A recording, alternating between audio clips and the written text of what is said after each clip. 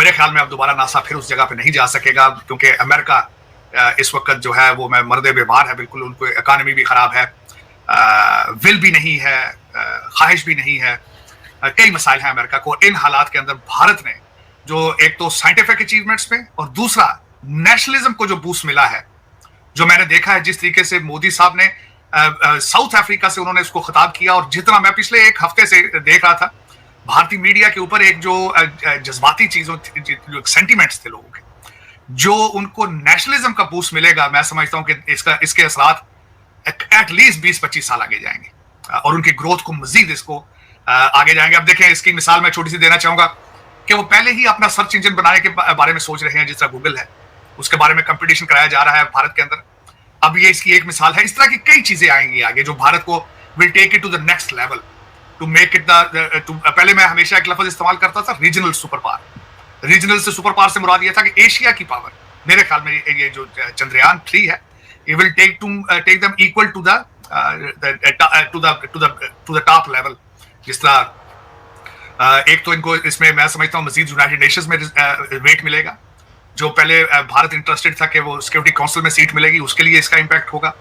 और उसके बाद जो भारत की प्रोडक्ट्स हैं दुनिया में जहां जहां जाएंगी उनको बूस्ट मिलेगा, उनकी क्रेडिबिलिटी, उनकी ड्यूरेबिलिटी, उनकी मार्केटिंग पे इनको इसको चीजें होंगी। मैं समझता हूँ कि बहुत बड़ी अचीवमेंट है, बहुत बड़ी अचीवमेंट है। और एक इससे मैं खासकर, क्योंकि मैं खुद एक पाकिस्तानी अमेरिकन हूं, एक जो चीज है मैं आज फिर दोबारा रिक्वेस्ट करना चाहूंगा, जो पाकिस्तानी है उनको सोचना चाहिए, और वो नफरतों के जो है दरवाजे, जो देखें आपने हमेशा एक, मैं अफसोस के साथ ये कहता हूं कि हिंदू कहकर दरवाजे बंद कर दिए जाते हैं, अपने अकल के भी और बॉर्डर भी बंद कर दिए जाते हैं। दूसरी साइड पे जो ईरान है उनको शिया कह के दरवाजे बंद कर दिए जाते हैं। चाइना भाग भाग के जाते हैं, हालांकि वो भी मुसलमान नहीं है। और मैं जिस तरह अली आपसे पहले अर्ज कर रहा था, हमारी बदकिस्मती है कि हर 10 साल के बाद एक अजीब किस्म के इस्लाम का टीका पाकिस्तानी कौम को लगाया जाता है, जिसका इस्लाम के साथ कोई ताल्लुक नहीं है। और उसकी सबसे बड़ी वजह यह है कि दुनिया के अंदर पूरी, this is a universal principle, universal इस टूल है कि जो रिलीजन है वो दुनिया का एक कामयाब तरीन कारोबार है, और उस कारोबार इतना लुक्रेटिव है, इतना आसान है कि आप उसकी एक मैं जिंदा मिसाल ये देना चाहूंगा कि एक आदमी ऑक्सफोर्ड से पढ़ के निकला है, नए पाकिस्तान का ख्वाब दिखाया भी ट्विटर पे, दिखाया भी फेसबुक पे, सोशल मीडिया पे, नए पाकिस्तान का ख्वाब। आज उसको मुर्शिद कहा जाता है, आज उसका नाम मुर्शिद है। एक खातून काला जादू साथ लेके उसके चल रही है। इस किस्म के इस्लाम के टीके उस मुल्क को लगाए जाते हैं। हालांकि मेरी नजर में, जो मेरी एक नाकस नॉलेज है इस्लाम के बारे में, I am not a religious scholar, काले जादू या इस तरह के टूनों की गुंजाइश इस्लाम में मौजूद नहीं, लेकिन इस तरह के टीके लगाए जाते हैं। आज मेरी उसी कौम से एक रिक्वेस्ट है कि खुदा ये नफरतों के दरवाजे बंद करके भारत से कुछ सीखो, भारत के मॉडल को सामने रख के चलो, मोदी साहब के मॉडल को सामने रख के चलो। नेशनलिज्म का मॉडल है वो। मैं और किसी गलत आइडिया ना उससे लिया करें। मैं मोदी जी की बात करता हूं, उनके नेशनलिज्म की तो फौरन कह देते हैं शायद ये मोदी जी का भगत है। ये भगत, उसमें देखें हिंदुस्तान में किसकी सबसे ज्यादा पॉपुलेशन है? हिंदुओं की, और उन्होंने उनको नेशनलिज्म दिया है। ये मेरा मॉडल है, मैं बताना चाह रहा था। इस मॉडल को फॉलो करो, नेशनलिज्म लेकर आओ। आपके पास सिर्फ पाकिस्तान के डोमिसाइल और पासपोर्ट है, यू आर नॉट पाकिस्तानी। आपने पाकिस्तान बनाया ही नहीं है अभी तक। मैं ये प्रूव कर सकता हूं इन डिबेट कि अभी तक आपने 1947 में अगर ये पाकिस्तान दिया, जो आज जो आपके हालात हैं, अगर ये पाकिस्तान वाज ऑब्जेक्टिव, तो आपने धोखा दिया है लोगों को। आपने लोगों को बुला के यूपी से, दूसरे शहरों से, इधर से हिंदुओं को, सिखों को मार मार के, ये सेंचुरी का सबसे बड़ा धोखा नजर आता है। क्योंकि आपने टू नेशन थ्योरी को भी आप देखा जाए तो वो भी आपके फिट नहीं आती। आप आज तक कंफ्यूज हैं, आज तक की डेट तक, either it's a religious state और इट्स अ सेकुलर स्टेट। हालांकि आप माइनॉरिटीज को मार मार के भी 6 आपने चर्च जलाए। सिंध के अंदर हिंदुओं को रोजाना आप उनको थ्रेट करते हैं, और साथ कभी कह देते हैं नहीं जी, कायदे आजम साहब तो कह के गए थे सेकुलर स्टेट है। उधर साथ ही कह देते हैं पाकिस्तान का मतलब क्या है, ला इलाहा इल्लल्लाह। हर नारा अभी तक वही लगा रहे हैं, 1947 का वही। हालांकि पाकिस्तान की क्रिएशन, अगले दिन मैं हिस्ट्री में पढ़ रहा था, पाकिस्तान की तो क्रिएशन ही डेमोक्रेटिक प्रोसेस से हुई थी। 1939 के इलेक्शन थे, 1946 के इलेक्शन थे। इलेक्शन करा के पूछा गया था कि कहां की आबादियां कहां जाएंगी। लेकिन आपने जमहूरियत को भी मजाक बना दिया। ना सियासत है ना जमहूरियत है, एक हाइब्रिड किस्म का निजाम है। एक ऐसी स्टेट है जिसपे कोई मैं I am student of political science Alia, सारा दिन मेरा ये इसी चीजों में गुजरता है, करंट अफेयर में और दुनिया के प्रॉब्लम्स को पढ़ने के देखने में। सारी थ्योरियां फेल हो जाती हैं कि व्हाट इज दिस कंट्री। चला कौन रहा है, कौन चला रहा है इसको, ये कौन जिन्नात चला रहे हैं, कौन चला रहा है? कोई पाकिस्तानी है जो चला रहे हैं। लेकिन वो पाकिस्तान को बचाने की ख्वाहिश क्यों नहीं रखते, तरक्की की ख्वाहिश क्यों नहीं रखते? वो क्या वजह है? अब मैं उसकी छोटी सी मिसाल आ लिया, मैं खींच के लेके जा रहा हूँ दूसरे साइड पे, इस पे वापस आएंगे। लेकिन अभी जो कैबिनेट बनी है उसमें कई कंट्रोवर्शियल नाम है। एक तरफ से हमारे जो नए फॉरेन मिनिस्टर साहब हैं, उन्होंने आते स्टेटमेंट दी है कि हम भारत से डायलॉग करना चाहते हैं, भारत से अच्छे रिलेशनशिप रखना चाहते हैं। कैबिनेट के अंदर मिसाल मलिक को रख लिया। देखें कंफ्यूजन, हर चीज में कंफ्यूजन है, हर चीज के अंदर कोई कहते हैं सीरियसनेस नहीं है, किसी को डायरेक्शन नजर नहीं आती। या तो फिर वो इंडिया की बात ना करें, आप कहें जी हम हालते जंग में रहेंगे इनके साथ, अपना स्टैंड लें उनके साथ, फिर बल्कि जवाब दें उनको। उन्होंने 15 अगस्त को भी आप उन्होंने कहा है कि हम अपना ऑक्युपाइड कश्मीर लेंगे, वापस लेंगे, घंटों में ले लेंगे, दिनों में ले लेंगे। या तो उनको उस चीज का जवाब दें, साथ डायलॉग कर देते नहीं जी हम बात। बल्कि मैं उसमें थोड़ी सी बात एक, खैर मैं थोड़ा सा इसमें मैं अपना आंसर भी देना चाहूंगा। शायद ये बातें IMF के लिए बयान देते हैं, शायद ये कहते हैं दुनिया को बताने के लिए, देखें जी हम ये ट्राई अपनी कर रहे हैं। लेकिन साथ में मिसाल मलिक को भी खड़ा कर दिया, जिसके कंट्रोवर्शियल उसकी सारी चीजें डिफ्यूज कर दी सारी। तो हम सॉरी मैं इस साइड पे ले गया, लेकिन आज की बात तो वाकई हम करना चाहेंगे। साजिद साहब, ये जो आप बात करें आज की, इसमें मैं भी आपको इसमें ऐड कर दूं। जो भी आप बातें कर रहे थे ना, अभी कुछ देर पहले मैं देख रही थी कि व्हाट्सएप ग्रुप्स में चल रहे हैं, तो एक साहब ने लिखा कि ये जो है, ये तालियां जो बजा रहे हैं, ये तो बीजेपी और मोदी की तालियां हैं, और इसमें हमारी तरफ के भी कुछ लोग शामिल हैं। अच्छा, मैं बड़ा हैरान हुई। फिर हमने देखा, किसी ने लिखा, बड़ा सही लिखा वो, तो उसने कहा हमने तो अभी तक अमेरिका का चांद पे जाना नहीं तस्लीम किया, तो हम इंडिया का चांद पे जाना कैसे तस्लीम करें। तो साजिद साहब, जब सोच ये हो कि पढ़े लिखे लोगों से भी ऐसी ही आपको बातें सुनने को मिल रही है कि ये तो इंसानियत की पता है, ये तो जमीन की, अर्थ की, आपके प्लेनेट की पता है, सबकी है ये पता, आप उसको एक अंडरमाइन करने की कोशिश कर रहे हैं क्योंकि आप नाकाम हो गए। आपको उनको कोई फर्क नहीं पड़ेगा, नाकामी फिर आपकी रहेगी। तो क्या इस माइंडसेट को चेंज किया जा सकता है? देखिए मैं बल्कि हमेशा यही कहता हूं आलिया, आपकी नफरतों से भारत को कोई फर्क नहीं पड़ता। आप अपने कान और आंखें बंद कर लें, कोई फर्क नहीं पड़ता। वो they have gone to the next level. जो आपकी बियॉन्ड इमेजिनेशन है वो वहां तक पहुंच चुके हैं। वो आपकी नफरतों से उनको कुछ नहीं होगा। आपकी देखिए इस वक्त आपने उनकी मिसाल छोड़ दें, आपने अफगानिस्तान के ऊपर बहुत बड़ा कारोबार किया, बहुत बड़ा कारोबार किया, डॉलर इतने बनाए, प्रॉपर्टी इतनी बनाई अफगानी उनके ऑब्जेक्ट, उनको बेच के उनकी सारा कुछ। आज वो बच्चे भी आपसे इतनी नफरत करते हैं, हर बच्चा अफगानी आपसे उतनी नफरत करता है जितना एक बंगाली नफरत करता है। पड़ोसी हैं आपके, आपके मुसलमान भाई हैं, उनके साथ देख लें। अगर इनके साथ तो आप हिंदू करके दरवाजा बंद कर देते हैं ना, हिंदू कह के उनका अपनी अकल की अपने आंखें कान बंद कर देते हैं हम नफरतों में जाके। अफगानियों का देख लें वो, और सबसे बड़ी बात है वो they are taking time bomb है। वो 2 मिलियन से ज्यादा इस वक्त पाकिस्तान में बैठे हैं वो, और नफरत करते हैं आपसे, वो दिल से नफरत करते हैं। उनको पता है कि आपने उनका इंटरेस्ट बेचा है, आपने डॉलर बनाए हैं उनके ऊपर। लेकिन आप मुझे आलिया ये बात है, ये जो आप जिन लोगों की पढ़े लिखों की बात करते हैं, मेरा उनके लिए एक ओपन क्वेश्चन है, चैलेंज है। सबसे पहले तो मैं इनको पढ़ा लिखा नहीं मानता। ये पाकिस्तानी जो फ्रॉड ड्रामा डिग्रियां, ये जो पीस ऑफ पेपर यहां से लेकर जाते हैं ऑक्सफोर्ड से, कैम्ब्रिज से, हार्वर्ड से, मैंने आपको शायद ये नहीं बताया, I am making a plan matter fact writing the letters and going to these schools and requesting these people कि इनको डिग्री देने से पहले इनसे हल्फिया बयान लिया करो कि अपने मुल्क को जाके लूटना नहीं है। इनको पास करने से पहले इनके ग्रेड देखा करो। ये मनी लॉन्ड्रिंग एक्सपर्ट बन के जाते हैं यहां से। आप कहते हैं ये पढ़े लिखे लोग, कौन से ये पढ़े लिखे लोग? कोई एक डिपार्टमेंट इनमें से मुझे बता दे पाकिस्तान का फलां मॉडल चल रहा है, जो बड़ा ये फलां डिपार्टमेंट ऐसा चल रहा है जो कि मॉडल है मान ली, और इन सबको चलाने वाले आपके फॉरेन एजुकेटेड है सारे। मैं आपको मजे की मिसाल देता हूं, आपका हर CSS अफसर जो 18वें 19वें ग्रेड में आता है, उसको आपके खर्चे पे भेजा जाता है यहां से डिग्री लेने के लिए। अमेरिका और बर्तानिया से डिग्री लेके किस तरह चला रहा है? रेलवे चल रहा है, PIA चल रहा है, कोई डिपार्टमेंट आप मुझे बता दें जो चल रहा हो, चलाने वाले सारे जो हैं वो फॉरेन एजुकेटेड है। आप किन तालीम याफ्ता लोगों की बातें करते हैं? मैं तो अपने DNA में रिसर्च करना शुरू कर दिया मैंने कि व्हाट आर वी, हम दुनिया के किस तरह के लोग हैं। ना हम अच्छे मुसलमान हैं, ना हम अच्छे पाकिस्तानी हैं, ना अच्छे इंसान हैं। ऐसा ना हो हसन निसार साहब ने अपना DNA करवाया तो वो कह रहे हैं कि मेरा कोई नहीं ताल्लुक, मैं सेंट्रल उधर से हूं, एशिया से। हालिया वो मुझे याद आ गया जिन्होंने ये कहा था कि मुझे शुक्र है कि मैं यहाँ का नहीं, मैं ईस्टर्न। लेकिन उसमें ये वजह है कि सोचने पे मजबूर हूं मैं। वजह क्या है कि IIT Indian institute of technology के लोग पढ़ के आके यहाँ वर्ल्ड बैंक के बन गए चेयरमैन, वो यहाँ पे टेस्ला पे कंट्रोल उन्होंने कर लिया है। लेकिन हमारे जो हैं वो हमारे 400 साल पुराने इंस्टीट्यूशंस में से पढ़ के जाके मनी लॉन्ड्रिंग कर रहे हैं, फ्रॉड में इन्वॉल्व हैं, फ्रॉड कर मुसलसल फ्रॉड कर रहे हैं। जितने फ्रॉडिये इस वक्त पाकिस्तान में हैं सारे इन यूनिवर्सिटियों के पढ़े हैं, जो यूनिवर्सिटियां 400 साल पुरानी, 400 साल पुरानी। मेरा ये क्वेश्चन मार्क है कि क्या वजह है कि 400 साल की एक पुरानी यूनिवर्सिटी की डिग्री या एजुकेशन आपके दिमाग के ऊपर से गुजर जाती है, यहां से पीसा पेपर लेके जाते हो, फ्रॉडिये बन के जाते हो। ये क्वेश्चन मार्क है मेरा, ये मेरा सब्जेक्ट है जिसपे मैं आजकल रिसर्च कर रहा हूं। क्या वजह है? ठीक, अच्छा सादिक साहब, क्योंकि आप यूनिवर्सिटीज की बात करें, सर मेरा आपसे सवाल ये होगा, क्या अब ये नहीं होना चाहिए कि जब एक आपका हमसाया मुल्क चाँद पर पहुँच गया, उसने करके दिखा दिया, पूरी दुनिया उसकी तारीफ़ कर रही है। तो आप अब अपने नौजवानों का इंटरैक्शन उनसे शुरू करवाएँ। आप कुछ इस तरह की ट्रांसफर्स करें नौजवानों के, वहाँ पे भेजें पढ़ने के लिए, इंडिया से कहें कि हमें अब आपकी मदद चाहिए, ठीक है, तालीम और उसमें जो है आप उनसे मदद लें। क्या ऐसा नहीं होना चाहिए? बिल्कुल ऐसा होना चाहिए, बिल्कुल ऐसा होना चाहिए 100.10%। लेकिन कारोबार है, मजहब और डिफेंस उसके साथ, ये दोनों कारोबार है पाकिस्तान। उस कारोबार का क्या करेंगे आप?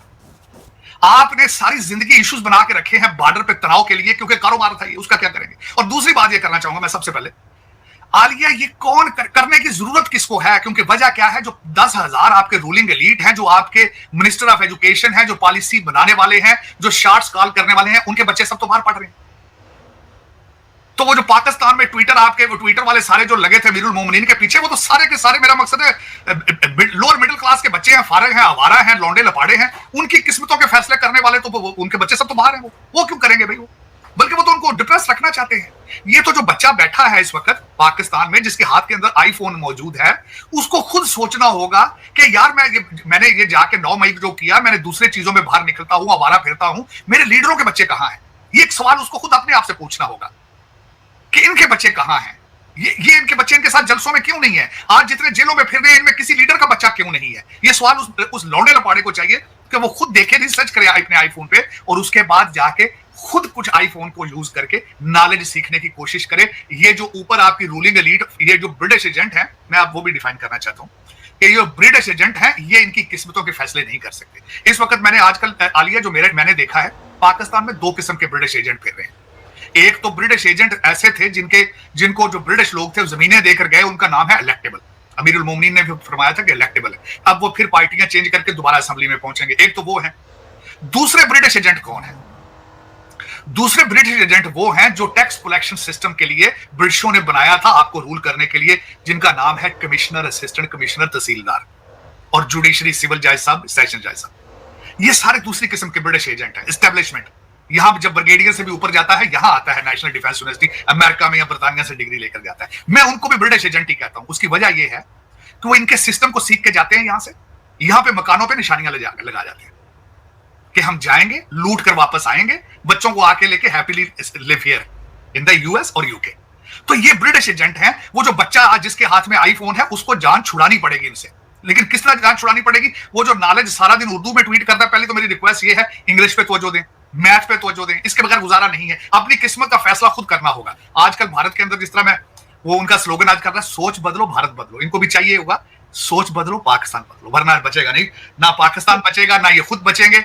और जिन हालात में इस वक्त है, इससे आप मजीद नीचे जाएंगे तो श्रीलंका से भी आगे चले जाएंगे।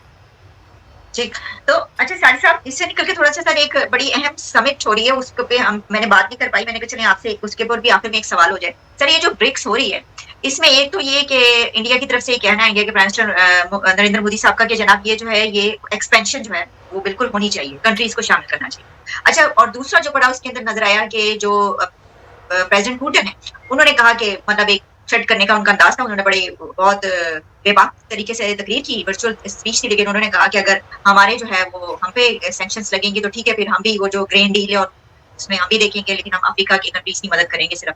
तो सर, आपके ख्याल में इस समिट पे क्या आप कमेंट करना चाहिए? देखिए, इस पे कमेंट ये थे, मैं ब्रिक्स के बारे में बड़ा इंटरेस्ट ले रहा था, पिछले दिनों में भी पढ़ता हूं मुसलसल इनके बारे में।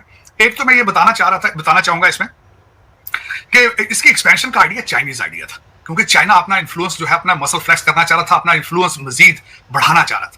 और भारत आज से पहले, मोदी साहब की स्पीच से पहले, जो मेरी अपना नॉलेज था उसके हिसाब से भारत उसको डिफेंड कर रहा था, क्योंकि उन्हें नजर आ रहा था कि इसकी एक्सपेंशन अगर हुई तो उसमें चाइना का इन्फ्लुएंस बढ़ेगा। 20 मुल्कों ने तकरीबन फॉर्मली तरीके से अप्लाई कर रखा है इसको ज्वाइन करने के लिए, लेकिन 40 तक का इसका आइडिया है कि 40 कंट्रीज तक इसको एक्सपेंड किया जाएगा, जिसमें पाकिस्तान भी शामिल है। अब उसमें मैं जो बताना चाहूंगा कि इंटरनेशनल इस वक्त हालात जो चल रहे हैं, उसमें जो जोड़ बना है, जो अलायंस, जो ज्यादा अलायंस बन रहा है, वो भारत का और अमेरिका का लग रहा है सामने। लेकिन दूसरी साइड पे जो दूसरा ब्लॉक है वो चाइनीज और रशियन ब्लॉक है। अब भारत देखें, यहाँ पे कई आर्टिकल लिखे जा चुके हैं। माजी में फॉरेन पॉलिसी मैगजीन में भी एक आर्टिकल बड़ा अच्छा लिखा गया था अमेरिका के अंदर, can India deliver what America expect, Taiwan के हवाले से। तो उसमें कई डाउट्स बताए गए थे कि नहीं, अमेरिकन साइड से कई डाउट किए गए थे कि नहीं, इंडिया इस तरह डिलीवर नहीं करेगा, इंडिया बैलेंस करेगा रशिया के साथ भी, क्योंकि रशिया से तेल ले रहा है। चाइना के साथ भी कन्फ्रंट नहीं करेगा। आपने देखा होगा अभी भी इस ब्रिक्स के अंदर भी साइड लाइन पे प्रेसिडेंट शी के साथ मोदी जी की मुलाकात है, बल्कि यहाँ तक है कि वो बॉर्डर कॉन्फ्लिक्ट्स के बारे में भी आपस में डायलॉग करेंगे। तो वो अमेरिका के अंदर एक डाउट्स हैं ये इस चीज पे कि भारत शायद पूरे तरीके से डिलीवर नहीं कर पाएगा, लेकिन जो अलायंस बन रहा है वो वेस्टर्न कंट्रीज का आकस जिस तरह आप बात करें और उसमें इंडिया और अमेरिका का। दूसरा जो ब्लॉक है जिसमें चाइना और रशिया है, आपने देखा होगा कि चाइना ने इन्फ्लुएंस गेन किया है मिडल ईस्ट के अंदर। सऊदी अरेबिया चाइना के साथ गया। सबसे पहली दफा मैं समझता हूं कि चाइना ने जो आर्बिट्रेशन की है सऊदी अरेबिया की और ईरान की, पहले इस तरह के मॉडल हमेशा वाशिंगटन डीसी में होते थे, फलस्तीनियों इसराइल वालों के, इब्राहिम अकॉर्ड के, दूसरी दुनिया के मसाइल आर्बिट्रेशन पहले कैंप डेविड में होती थी। ये पहली दफा चाइना ने किया है। अब भारत को उसका भी तशवीश है कि चाइना इन्फ्लुएंस गेन करना चाह रहा था, इसी वजह से ब्रिक्स के एक्सपेंशन के ऊपर उनको एतराजात थे। लेकिन मेरे ख्याल में आज की जो स्पीच आप जिसकी जिक्र आपने भी किया है कि मोदी जी ने कहा है कि हम वो एग्री कर गए हैं उसकी एक्सपेंशन पे, उसकी वजह यह है कि चाइना और रशिया का दबाव बहुत ज्यादा था इस ब्रिक्स के एक्सपेंशन में, और हो सकता है कि वो इन चीजों को रशिया भारत के जो अपने इतराजात से उनको बाईपास करके वैसे भी एक्सपेंशन की तरफ जाते हैं। दोस्तों, जैसे कि आपने क्लिप में देखा कि पूरी दुनिया में वैश्विक संकट आ चुका है जिसका नाम है ऑयल संकट। ठीक है, ऑयल क्राइसिस पूरी दुनिया में आ चुके हैं, लेकिन भारत के अंदर उस तरीके से भाई वो ऑयल क्राइसिस नहीं आए, क्योंकि भाई दुनिया के अंदर जैसे जैसे ऑयल क्राइसिस पीक पर गए ना, भारत के अंदर उतना कुछ नहीं हो पाया, क्योंकि भाई भारत के अंदर अब जाकर पेट्रोल और डीजल के दाम 3 रुपये बढ़े हैं, बस सिर्फ और सिर्फ 3 रुपये बढ़े हैं। ठीक है भाई, 3 रुपये बढ़ने का मतलब है कि भाई भारत के अंदर सारी सिचुएशन मतलब कि अंडर कंट्रोल है। ठीक है, भारत के अंदर तेल आ रहा है, रशिया से भी आ रहा है, ईरान से भी आ रहा है, और भाई मतलब कि गल्फ़ नेशन से आ रहा है भाई। ठीक है, ये भारत के अंदर तेल आ रहा है, इस वजह से ही भाई भारत की जो मतलब कि क्या बोलते हैं, भारत के अंदर जो इंटरनल क्या बोलते हैं इस क्राइसिस को निपटा जा रहा है, इंटरनली क्राइसिस से निपटा जा रहा है। ये सब भाई पीएम मोदी की दूरदर्शी सोच का नतीजा है, क्योंकि पीएम मोदी अभी कल परसों ही यूएई के दौरे पे गए हैं, और भी गल्फ़ नेशंस के दौरे पे जाना उन्हें, क्योंकि भाई वो रिलेशनशिप पहले से स्थापित कर चुके हैं। और यूएई के साथ में तो भाई भारत के बहुत अच्छे रिलेशंस हैं। ठीक है, मतलब यूएई के साथ में ना बहुत अच्छे रिलेशन है, और यूएई के साथ में बहुत सारी डील साइन करी है अभी पीएम मोदी ने। ठीक है भाई, मतलब कि भाई एलपीजी से लेके सारी की सारी गैस वगैरह और जो कच्चा तेल है सारा का सारा भारत के अंदर आएगा। और भाई अब तो भारत की सरकार जो है ना, अब पाइपलाइन पे भी काम करने का सोच रही है कि ओमान से भाई, ओमान के थ्रू वहाँ से क्या बोलते हैं समुद्र के थ्रू होते हुए ना भारत के अंदर पाइपलाइन आएगी, तब जबकि जिससे हम क्या बोलते हैं गल्फ़ नेशन से आराम से तेल ले सकते हैं। ठीक है, ओमान से तेल ले सकते हैं, सऊदी से ले सकते हैं, ईरान से ले सकते हैं। ठीक है, और यूएई से तेल ले सकते हैं भाई उस पाइपलाइन के थ्रू। वो क्योंकि भाई ईरान जो है ना, ईरान को अपने आप को बचाने के लिए स्टेट ऑफ हॉर्मुज़ पे ताला लगा देता है भाई वो। और भारत को इस बात का अंदाज़ा है कि भाई ईरान बार बार ये चीज़ करेगा और भारत को फिर दिक्कत आएगी, क्योंकि भाई ईरान का जो बचने का तरीका है ना, वो स्टेट ऑफ हॉर्मुज़ को पूरी दुनिया को ख़तरे में डालकर, पूरी दुनिया को क्राइसिस में डालकर ईरान अपना बचाव करना चाहता है, और बचाव करता ही रहेगा। क्योंकि भाई ईरान जो है ना, ईरान चाहता है कि भाई अमेरिका मुझ पर हमला करे तो भाई पूरी दुनिया को दिक्कत में डाल दो, ताकि अमेरिका पर प्रेशर पड़े कि ईरान पे हमला नहीं करना। ठीक है, बस ये चाहता है ईरान जो है। ठीक है, ईरान को कतई भी नहीं पड़ी कि भाई पूरी दुनिया में क्या चीज़ होता है क्या नहीं होता। ईरान को रत्ती भर भी फ़र्क नहीं पड़ता भाई ईरान को कि भाई कि पूरी दुनिया में क्राइसिस हो रहा है, कितनी महंगाई बढ़ रही है ना, ईरान को कोई फ़र्क नहीं पड़ता भाई। ईरान को सिर्फ़ और सिर्फ अपने आप से मतलब है। ठीक है, ईरान पंगे लेता रहता है भाई, अमेरिका से लेता है, इजराइल से पंगे लेता रहता है, हिजबुल्लाह को सपोर्ट करता है। ठीक है भाई साहब, और भी ज़्यादा हूतीज़ को भी फंडिंग करता है भाई। ठीक है, और उसके बाद भाई थ्रेट लेता है अपने आप पर। उसके बाद भाई अमेरिका और इजराइल अगर एक्शन में आते हैं तो भाई फिर ईरान जो है भाई विक्टिम कार्ड खेलना शुरू कर देता है और गल्फ़ नेशंस पे अटैक करना शुरू कर देता है, और भाई थ्रेट करता है पूरी दुनिया को कि भाई अगर अमेरिका आगे बढ़ा, इजराइल आगे बढ़ा, तो हम पूरी दुनिया में मंदी कर देंगे, हम पूरी दुनिया में क्राइसिस ला देंगे, ऑयल के क्राइसिस ला देंगे। ठीक है भाई साहब, ईरान भाई तब तक उछल रहा है जब तक इनके पास तेल है। ठीक है भाई साहब, जब तक अगर तेल ख़त्म तो सिस्टम ख़त्म, समझ रहे हो। अगर तेल, क्योंकि भाई ईरान के अंदर इतना तेल है ना अभी भी, कम से कम भाई वो 25-30 साल तक भाई आराम से कितना भी जाए तेल निकाल सकते हैं भाई, क्योंकि भाई अगर वो तेल निकालना बंद कर देना तो वो जो जहाँ से वो कुआँ बना रखा है ना उन्होंने तेल निकालने का भाई, वो बंद हो जाएगा। वो तेल निकालने का कुआँ बंद हो जाएगा भाई, उसके अंदर पानी भर जाएगा, समुद्र के नीचे से आता ना, तो वो भाई उसके अंदर पानी भर जाएगा अगर वो तेल नहीं निकालेंगे तो, क्योंकि भाई तेल निकालना उन्हें बहुत ज़्यादा ज़रूरी है। और नहीं भी चाहे ना तेल निकालना तब भी उन्हें निकालना पड़ेगा, क्योंकि भाई वहाँ पे इतना तेल है, ठीक है भाई साहब। वो तेल उनको बेचना बहुत ज़रूरी है। ईरान पे तो वो क्या बोलते हैं प्रतिबंध लगे हुए हैं, वरना ईरान तो भाई कितना तेल बेचे भाई, पूरी दुनिया को बेचे भाई, ठीक है। ईरान से अगर प्रतिबंध हट जाए तो भाई पूरा तेल, मतलब तेल कितना सस्ता ना हो जाए फिर, मतलब कि 60-65 पे ना पहुंच जाए, 60-65 बैरल पे ना पहुंच जाए, 60-65 डॉलर पर बैरल ना पहुंच जाए तेल। तेल भाई साहब बहुत सस्ता हो सकता है, लेकिन भाई पूरी दुनिया में होने नहीं दिया जा रहा है ना भाई। अमेरिका भी नहीं होने दे रहा है, ठीक है भाई साहब, और इसराइल भी नहीं होने दे रहा है, इसराइल भी तो अटैक कर रहा है ना भाई। चलो मान लेते हैं भाई इसराइल की तो मजबूरी है अटैक करने की, क्योंकि भाई ईरान जो है पंगे लेता है ना भाई, हिजबुल्ला तैयार करता है, हूतीस को फंडिंग करता है, ठीक है भाई साहब, मिसाइलें देता है उनको, तब जब फिर उसके बाद वो गाज़ा को भी मिसाइलें देता है भाई, फिर वो अटैक करते हैं इसराइल पे, फिर इसराइल जब रिटेलिएशन करता है तो भाई गाज़ा बना देता है, इतना ठोकता है वो गाज़ा बना देता है, तो भाई उससे क्या क्या निपटारा है इस चीज़ का भाई साहब। मतलब इस चीज़ को लेके ना भाई यूएन को सख्त सख्त कंसर्न करना चाहिए भाई साहब, मतलब कि कदम उठाने चाहिए, नए नए रेजोल्यूशन पास करने चाहिए भाई साहब, ठीक है। जो कि भाई इतना सब कुछ चीज़ हो रहा है ना, पूरी दुनिया में क्राइसिस बढ़ रहे हैं, उस पर संज्ञान लेना चाहिए यूनाइटेड नेशंस को। समझ नहीं आता भाई यूनाइटेड नेशंस का काम क्या है, उनका काम पता नहीं क्या है, समझ नहीं आता भाई, मतलब कि वो मतलब इस क्राइसिस को रोकेंगे कि नहीं रोकेंगे। रोकेंगे तो भाई तो आगे बढ़ के आए ना भाई, मतलब कि अमेरिका जो करता है भाई तो उस पर कोई भी खिलाफ, मतलब कि कोई अगेंस्ट नहीं आता भाई अमेरिका के, ठीक है भाई। तो वैसे तो लोग कहते थे, लेकिन वो पूरी तरीके से अगेंस्ट में नहीं आते अमेरिका के भाई, क्योंकि भाई अमेरिका इस वक्त की सुपर पावर है, लेकिन भाई सुपर पावर की कहाँ की पावर, लेकिन भाई पूरी दुनिया में पता तो चल जाएगा भाई, पता तो चल गया कि भाई अगर सुपर पावर होती तो भाई पूरी तरीके से ईरान के रजीम चेंज कर देता अमेरिका, लेकिन भाई बस की नहीं है भाई, इतना बस की नहीं जितना भाई बताते हैं, जितना बड़े बड़े डींगे मारी जाती है ना उतना बस की होता नहीं है इनके, ठीक है भाई। खैर तो दोस्तों अगर आपको हमारी ये वीडियो पसंद आई तो कम से कम व्हाट्सएप पर जाओ, शेयर कीजिएगा, साथ साथ चैनल को सब्सक्राइब करके हमारा मनोबल जरूर बढ़ाएगा, ताकि हम आपके लिए ऐसे ही मनोरंजन वीडियोस बनाते रहें। तो गाइस मिलते हैं आपसे अगली वीडियो में, तब तक के लिए जय हिंद।